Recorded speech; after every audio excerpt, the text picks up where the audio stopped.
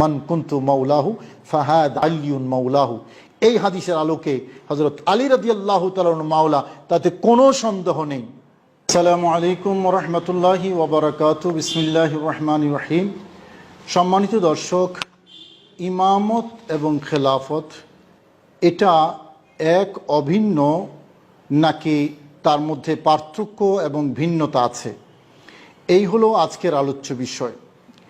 এই বিষয়টি যদিও খুবই একাডেমিক একটি আলোচনা, তারপরও 18ই জিলহজ বিভিন্ন মহল থেকে যারা ঈদে গদির খুম পালন করছে, তাদের পক্ষ থেকে এই বক্তব্যটি জোরেশোরে অনলাইন মিডিয়ায় প্রচারিত হয়েছে যে ইমামত এবং খেলাফত দুটি আলাদা জিনিস, এবং এই দুটিকে আলাদা করে মূলত তাদের শিয়াদের বিশেষ করে একটা বিরাট অংশ একটা শুভঙ্করের ফাঁকিতে ফেলে সাধারণ ইমানদার মুসলমানদেরকে বিভ্রান্ত করার একটা ষড়যন্ত্র এখানে আছে। আমরা সেই ষড়যন্ত্র কথাটা একটু পরেই বলবো। আগে আসুন, ইমামত এবং খেলাফত এই দুটো কি এক নাকি অভিন্ন, এই বিষয়টা একটু আমরা খতিয়ে দেখি। শুধু দর্শক, মূল বিষয়টি হলো রসুল করিম সাল্লাল্লাহু আলাইহি ওয়াসাল্লাম 18ই জিলহজ ঐতিহাসিক গদিরে খুম নামক জায়গায় হজরতে মাওলা আলী শের খুদা রাদিয়াল্লাহু তাআলা আনহুর হাত ধরে উপরে তুলে যেই ঐতিহাসিক ঘোষণা দিয়েছেন, মান কুনতু মাওলাহু ফাহাদা আলিউন মাওলা, আমি যার মাওলা এই আলীও তার মাওলা। এই হাদিসটি সহি, তাতে কোনো সন্দেহ নেই, এবং মুহাদ্দিসিনে কেরামের একটা বিরাট অংশ এই হাদিসকে মোতাওয়াতির বা মোতাওয়াতিরের কাছাকাছি বলেও তাদের মতামত প্রকাশ করেছেন। সুতরাং এই হাদিসে হজরত আলী রাদিয়াল্লাহু তাআলা আনহুর মাওলা হওয়া এটা সন্দেহাতীতভাবে প্রমাণিত। এতে কারো কোনো আপত্তি নাই, কারো কোনো অভিযোগও নেই। তবে যেই শুভঙ্করের ফাঁকিটা, সেটা হলো মাওলা শব্দের অর্থ নির্ধারণে, এবং এটা এমন একটা কুশলী ভূমিকায় শিয়াদের একটা বিরাট অংশ আছে যে কিছু শব্দ এখানে ব্যবহার করা হয়।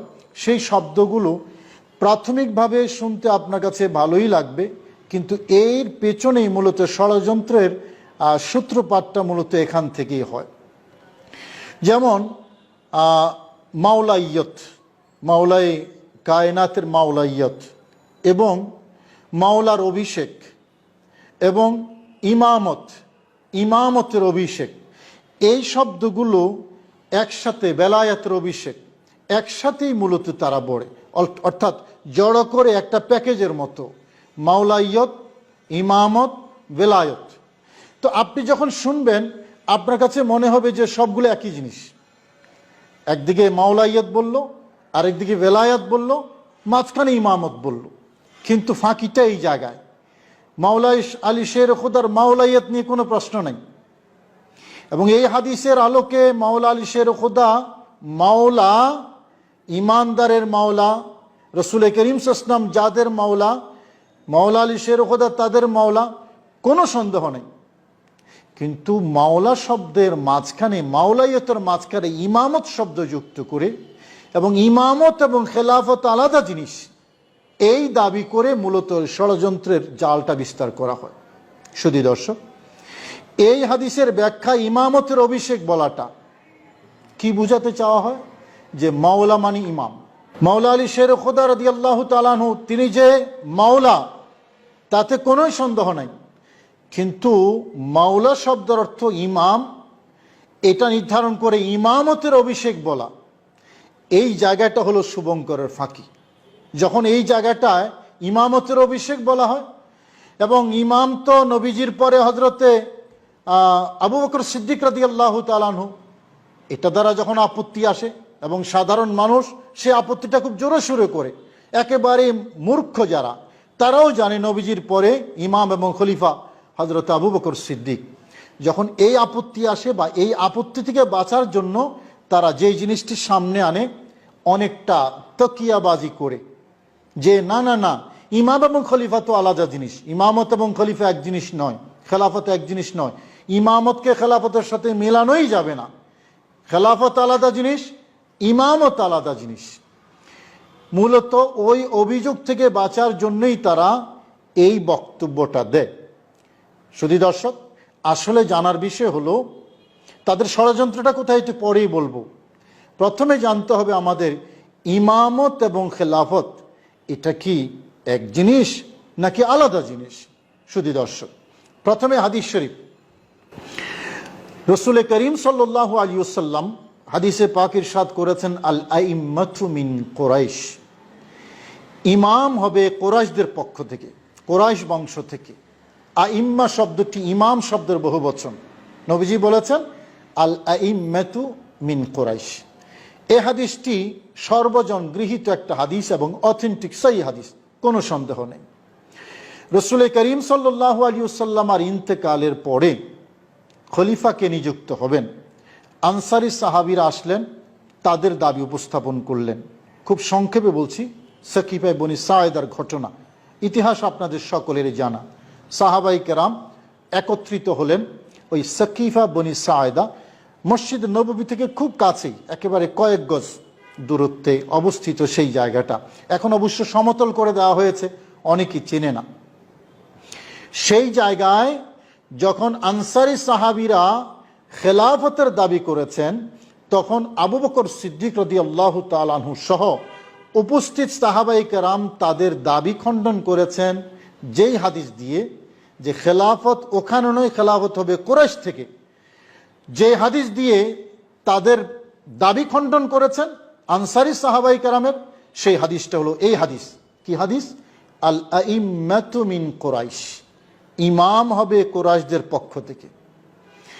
দাবিটা ছিল খেলাফতের, আর দলিল দেওয়া হচ্ছে ইমাম শব্দ দিয়ে।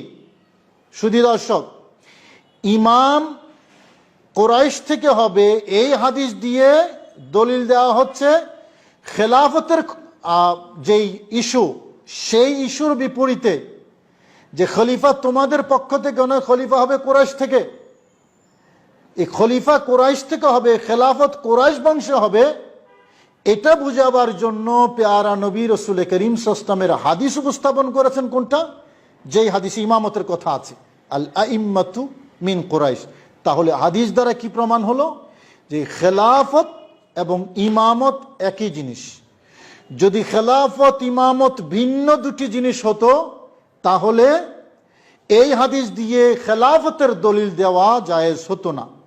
সাহাবাই কেরামের পরিভাষায়ও খেলাফত এবং ইমামত যে এক এবং অভিন্ন, এই হাদিস সেই প্রেক্ষাপটে সেই জায়গায় উপস্থাপন করা, এটা তার প্রমাণ। শুধু দর্শক, মূল ফ্যাক্ট এই জায়গায় মনে রাখতে হবে। ইলমুল কালাম বা ইলমুল আকায়েদের পরিভাষায় আবিধানিক অর্থের কথা বলছি না, অন্য পরিভাষার কথা বলছি না, বলছি আকায়েদ এবং ইলমুল কালামের পরিভাষায়, মুহাদ্দিসিনে কেরামের পরিভাষায় খেলাফত এবং ইমামত এক এবং অভিন্ন। এবং সাহাবাই কেরামের পরিভাষায়ও, যেটা এই হাদিস সেই সাকিফা বনি সায়েদার সেই জায়গায় উপস্থাপন করা, এটা এ কথার প্রমাণ। এবং এই হাদিস উপস্থাপন করার পরে আনসারি সাহাবি, মুহাজির সাহাবি এই হাদিস খেলাফতের এই জায়গায় উপস্থাপন করার কারো কোনো আপত্তি ছিল না। বোঝা গেল খেলাফত এবং ইমামত একই জিনিস, খলিফা এবং ইমাম অভিন্ন। শুধু দর্শক, এইটুকুলো হাদিস, আরো অনেক তথ্য আছে, আমরা আমাদের আলোচনাটা লম্বা হবে সেই জন্য যাচ্ছি না। দুটি কিতাবের রেফারেন্স দেব, আপনারা একটু স্ক্রিনে দেখেন। ইমাম নববী রহমতুল্লাহ আলী রাউদাতুত তালিবিন কিতাব, তিনি লিখেছেন, ওয়ায়াজুজু আন ইউকালা লিল ইমাম আল খলিফাতু ওয়াল ইমাম ওয়া আমিরুল মুমিনিন। তিনি লিখেছেন যে ইমাম যিনি, ওনার জন্য তিনটা পরিভাষা ব্যবহার করা জায়েজ। ইমামকে খলিফা বলাও জায়েজ, ইমামকে ইমাম বলাও জায়েজ, ইমামকে আমিরুল মুমিনিন বলাও জায়েজ, অভিন্ন, কোনো পার্থক্য নাই। ইমাম নববী। এবার লক্ষ্য করুন ইবনে খালদুন তার মুকদ্দমায় কি লিখেছেন, স্ক্রিনে উঠেছে। লিখেছেন, ইদ কাদ বায়্যানা হাকিকাত হাযাল মানসাব ওয়া আন্নাহু নিয়াবাতুন আন সাহিবিশ শরিআতি ফি হিফজিদ দ্বীন ওয়া সিয়াসাতিদ দুনিয়া বিহি ওয়া তুসাম্মা খিলাফাতান ওয়া ইমামাতান ওয়াল কায়িমু বিহি খলিফাতুন ওয়া ইমাম। অর্থাৎ এই পদ মানে এই পদমর্যাদা ইমামতের, এই পদমর্যাদার মূল অর্থ আমরা ইতিপূর্বে বর্ণনা করে এসেছি এবং এটা শরীয়ত প্রবক্তার পক্ষ থেকে প্রতিনিধিত্ব কিসের ক্ষেত্রে? দ্বীন হেফাজতের ক্ষেত্রে এবং দুনিয়া শাসন করার ক্ষেত্রে। এটাকে ইমামত এবং খেলাফত বলা হয়। ইবনে খলদুন লিখেছেন এটাকে ইমামত বলা হয়, একই সাথে খেলাফত বলা হয় এবং যিনি এই দায়িত্বভার গ্রহণ করবেন তাকে ইমামও বলা হয়, খলিফাও বলা হয়। দুটি কিতাব শুধু, আর অন্য কিতাবের দিকে গেলাম না। কি বোঝা গেল? খলিফা এবং ইমাম অভিন্ন, খেলাফত এবং ইমামত অভিন্ন। শুধু দর্শক, যখন একথা প্রমাণিত হলো যে পরিভাষায় খেলাফত এবং ইমামত অভিন্ন, তখন মাওলা শব্দের অর্থ ইমাম বা ইমামত করে ইমামের অভিষেক বলে ওই আপত্তির মুখে কথা বলা যে ইমামত আর খেলাফত আলাদা জিনিস, খেলাফত আবু বকর সিদ্দিকের হাতে, ইমামত মাওলা আলী শের খুদার হাতে, এটা শুভঙ্করের ফাঁকি এবং এই দাবিটা বিভ্রান্তিমূলক, এই দাবিটা গ্রহণযোগ্য নয়। শুধু দর্শক দেখুন, তাদের কথা অনুসারে মানে শিয়াদের একটা বিরাট অংশের দাবি অনুসারে আমরা যদি মেনে নেই যে 18ই জিলহজ মান কুনতু মাওলাহু ফাহাদা আলিয়ুন মাওলাহু, এই হাদিসের আলোকে হযরতে মাওলা আলী শের খুদার ইমামতের অভিষেক হয়েছে। যেমন এবছর কয়েকটা ঈদে গদির খুমের ব্যানার এবং পোস্টারের মধ্যে আমরা দেখেছি ওই যে শব্দগুলো একটা একটা করে দেওয়া হয়েছে, মাওলাইয়তের অভিষেক, বেলায়াতের অভিষেক, ইমামতের অভিষেক। মানে সেই দিন থেকে 18ই জিলহজ থেকে আনুষ্ঠানিকভাবে হযরত মাওলা আলী শের খুদা ইমাম নিযুক্ত হলেন, ইমাম। তাহলে এই শিয়া মাযহাব যারা অনুসরণ করে, যারা এই কথাটা বলে, বুঝে হোক না বুঝে হোক, কেউ তো বুঝে ষড়যন্ত্রমূলক বলে, আর আমি বিশ্বাস করি, আমি মনে করি কেউ না বুঝেও বলে। যারা না বুঝে বলে তাদের জন্য বিশেষ করে আজকের আলোচনা। প্রশ্নটা হলো 18ই জিলহজ ইমামতের অভিষেক যদি হয়, তার মানে আনুষ্ঠানিকভাবে মাওলা আলী শের খুদা রাদিয়াল্লাহু তাআলা আনহু ইমাম নিযুক্ত হলেন পেয়ারা নবী রাসূল করিম সাল্লাল্লাহু আলাইহি ওয়াসাল্লামের পক্ষ থেকে। প্রশ্ন হলো এই 18ই জিলহজের পরে পেয়ারা নবী যে প্রায় 3 মাসের মতো হীন হায়াতে ছিলেন, পৃথিবীতে ছিলেন। আমরা জানি নবীজি পরবর্তী রবিউল আউয়াল শরীফের মধ্যে দুনিয়া থেকে বিদায় নিয়েছেন। তাহলে প্রায় 3 মাস নবীজি দুনিয়াতে ছিলেন হীন হায়াতে, জাহিরি হায়াতে। সেই 3 মাস পেয়ারা নবী রাসূল করিম সাল্লাল্লাহু আলাইহি ওয়াসাল্লামের কাছে ইমামত ছিল কিনা? যেই ইমামত ইবনে খলদুন বলেছেন এটা নিয়াবা আন সাহিবিশ শরিয়া, শরীয়ত প্রবক্তার পক্ষ থেকে এটা প্রতিনিধিত্ব, ওনার নায়েব, ওনার প্রতিনিধি। তার মানে ইমামত পেয়ারা নবীর কাছে ছিল। সেই নবীজির ইমামত পরবর্তীতে নবীর অবর্তমানে যারা, এটা হলো ইমামত। তো 18ই জিলহজ যদি মাওলা আলী শের খুদার ইমামতের অভিষেক হয়, তো শিয়া মাযহাব যারা অনুসরণ করে, একথা যারা বুঝে বলে, বুঝে না বুঝে, তাদের কাছে প্রশ্ন, ওই টাইমটা, এই 3 মাস নবীজি ইমাম ছিলেন কিনা, নবীজির কাছে ইমামত ছিল কিনা? কি বলবেন? কি নবীজির ইমামত পেয়ারা নবীর কাছ থেকে মাওলা আলী শের খুদার কাছে ট্রান্সফার হয়ে নবীজি খালি হয়ে গেছেন? এই 3 মাস নবীজির কাছে ইমামত ছিল না? বলবেন নাকি সে কথা? না, এটা কেউ ঘুমিয়ে বলবে না। যেই ইমামত নিয়াবত হিসাবে, প্রতিনিধিত্ব হিসাবে নবীর পক্ষ থেকে খোলাফায়ে কেরাম, খোলাফায়ে রাশিদিনের কাছে এসছে, সেই ইমামত পেয়ারা নবীর কাছে ছিল। সেটা ছিল বলেই পরবর্তীতে নবীজির খেলাফত মানে নিয়াবত, প্রতিনিধিত্বের প্রশ্ন আসে। তাহলে 18ই জিলহজ যদি মাওলা আলী শের খুদার ইমামতের অভিষেক হয়, রেজাল্ট কি দাঁড়ালো? মাওলা আলী শের খুদা ইমাম, নবীও ইমাম। একই সময়ে, একই যুগে, একই জায়গায় দুইজন ইমামের এক্সিস্টেন্স, বলেন এটা জায়েজ কিনা? দাবি মোতাবেক যারা ঈদে গদির খুমের পোস্টারে লিখেছে, কেউ ষড়যন্ত্রমূলক শুভঙ্করের ফাঁকি দেওয়ার জন্য মানুষকে বিভ্রান্ত করে আস্তে আস্তে আস্তে আস্তে তকিয়াবাজি করে শিয়া মাযহাবে নিয়ে যাওয়ার জন্য যারা লিখেছেন এবং যারা না বুঝে এ কথাটা বলছেন, বলুন একই সময়ে দুইজন ইমামের এক্সিস্টেন্স ইসলামী শরীয়তে আছে কিনা? জবাব হলো নাই। এমনকি শিয়া ধর্মেও নাই।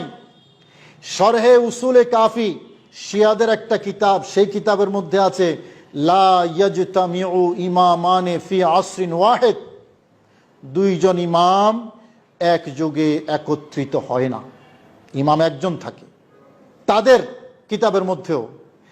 এবং রসুল করিম সাল্লাল্লাহু আলাইহি ওয়াসাল্লামের হাদিসে, সহিহ মুসলিম শরীফের 1853 নম্বর হাদিস, নবীজি বলেছেন ইদা বুইয়া লিখলিফাতাইনি ফি আসরিন ওয়াহিদিন ফাকতুলুল আখিরা মিনহুমা, যখন দুইজন খলিফার বায়াত নেওয়া হয়, তখন একই যুগে দুইজন খলিফার বায়াত নেওয়া হলে যার বায়াত আগে নেওয়া হয়েছে তার বায়াত বহাল থাকবে, যার বায়াত পরে নেওয়া হয়েছে তাকে হত্যা করতে হবে, তাকে কতল করতে হবে। এবং এই হাদিসটি ইমাম মুসলিমের সূত্রে ইমাম বাইহাকি বর্ণনা করেছেন সুনানে কুবরার মধ্যে। ইমাম বাইহাকি এই হাদিসটি বর্ণনা করার সময় অধ্যায়ের শিরোনাম দিয়েছেন যে বাবু লা ইয়াসলুহু ইমামানে ফি আসরিন ওয়াহিদ, এক যুগে দুই ইমাম জায়েজ নাই। হাদিস হলো লি খলিফাতাইন, তরজমাতুল বাব অধ্যায়ের শিরোনাম হলো ইমামান। কি বোঝা গেল এখান থেকেও? ইমাম এবং খলিফা অভিন্ন জিনিস। খলিফা এবং ইমাম এক। ইমাম বাইহাকির এই অধ্যায়ের শিরোনামের আলোকে, এবং তিনি বলেছেন যার বায়াত পরে নেওয়া হবে তাকে কতল করো। এখন বোঝা গেল এই হাদিস তার আরেকটা কথা বোঝা গেল যে ইমাম এবং ইমামত মানে বায়াত শূন্য নয়, ইমাম হলে বায়াত হতে হবে। ইমাম তাকেই বলা হয় যার বায়াত নেওয়া হয়। আরেকটি হাদিস, ইন্নামা জুইলাল ইমামু লিউতাম্মা বিহি, ইমাম বানানোই হয় তাকে ইক্তেদা করার জন্য, তাকে মেনে নেওয়ার জন্য। সুতরাং ইমাম যখন মেনে নেওয়া হবে, সাথে সাথে প্রশ্ন এসে যাবে তার বায়াত করা, তাকে মেনে নেওয়া। তাহলে এখন 18 জিলহজ যদি মাওলায়ে কায়নাতের ইমামতের অভিষেক হয়, তাহলে বায়াতের প্রশ্ন এসে যাবে কে কার হাতে বায়াত হবে। ইমাম বাইহাকি বলছেন যে খলিফা আর ইমাম একই জিনিস, এবং ইমামত মানে বায়াত হবে, খলিফা মানে বায়াত হবে। প্রশ্ন হলো মাওলা আলী শের খুদার বায়াত সেই গদির খুমের মধ্যে সাহাবায়ে কেরাম নিয়েছেন কিনা? যদি নিয়ে থাকেন, ইমামত প্রতিষ্ঠিত যদি হয়ে থাকে শিয়াদের দাবি মোতাবেক, তাহলে সাকিফায়ে বনি সায়েদার পরে হযরতে আবু বকর সিদ্দিক যে খলিফা নিযুক্ত হলেন, সহিহ বুখারী শরীফে আছে, খলিফা নিযুক্ত হওয়ার কয়েকদিন পরে হযরতে মাওলা আলী শের খুদা আবু বকর সিদ্দিকের বায়াত নিয়েছেন। শিয়াদের দাবি মোতাবেক, গদির খুম যারা পালন করেন তাদের দাবি মোতাবেক মাওলা আলী শের খুদা যদি ইমামে নিযুক্ত হয়ে যান, তাহলে সহিহ মুসলিমের 1853 নম্বর হাদিসের আলোকে বায়াত নেওয়া তো দূরের কথা, হযরতে আবু বকর সিদ্দিককে কতল করা এটা হযরতে মাওলা আলী শের খুদার উপর দায়িত্ব ছিল, অপরিহার্য কর্তব্য ছিল, অথচ তিনি বায়াত নিয়েছেন। শুধু দর্শক, ইমামতের অভিষেক এই শব্দটা বলে কত জায়গায় যে লেঠা লাগে, এটা আসলে যারা না বুঝে বলছেন আপনারা হয়তো জানেন না। একে তো দুই ইমাম একসাথে হয় না। 18 জিলহজ যদি ইমামতের অভিষেক হয়, তাহলে রসুল করিম সাল্লাল্লাহু আলাইহি ওয়াসাল্লাম নিশ্চিত ইমাম, মাওলা আলী শের খুদা ইমাম, দুইজন ইমাম একসাথে কিভাবে হবে? এবং সহিহ মুসলিমের 1853 নম্বর হাদিসের প্রয়োগ এখানে কিভাবে হবে?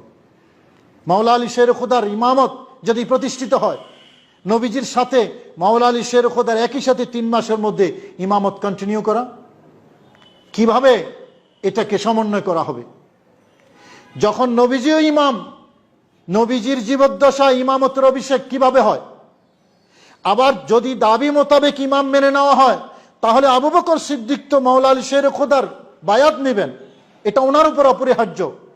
উল্টা হজরতে মাওলা আলী শের খোদা আবু বকর সিদ্দিক রাদিয়াল্লাহু তাআলা আনহুর বায়াত নিয়েছেন।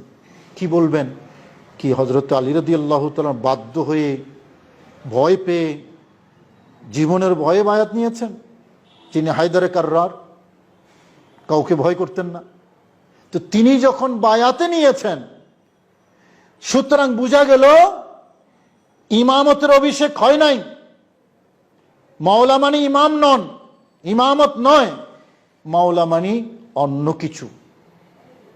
এটাই প্রমাণ করে তিনি যে বায়াত নিয়েছেন, এটাই প্রমাণ করে যে 18ই জিলহজ মাওলা আলী শের খোদার মাওলা স্বীকৃত হয়েছে।